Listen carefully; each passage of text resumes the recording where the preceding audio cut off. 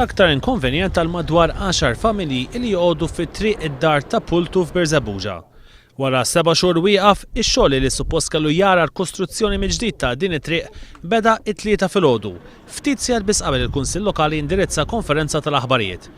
Jidher li Mali Transport Malta saret taf bil-konferenza tal-aħbarijiet bħala miżura temporanja u maġla qabdet lill-kontrattur sabiex parti minn din it-triq minflok tingħata t-tarmak tingħata l-konkos. Meta naħseb kienu jafu li l-lum ħanamlu konferenza stampa, ġejt hawnhekk nara kontrattur u qed jagħmel xi ħaġa temporarja din. Ix-xogħol beda wara pressjoni kbira u kontinwu li qed jagħmel il-Kunsill Lokali ta' Berżabuġa. Is-Sindku Joe Farrugia spjega kif persuna b'diżabilità kienet ilha 7 xhur maqfula f'dara, hekk kif ma setgħetx toħroġ bis-siġġu tar-roti. Li dak hemmhekk hemm bniedem fil-wheelchair għandu dritt joħroġ mid-dar, ma setax joħroġ ilu 7 xhur sakka xaħweġu.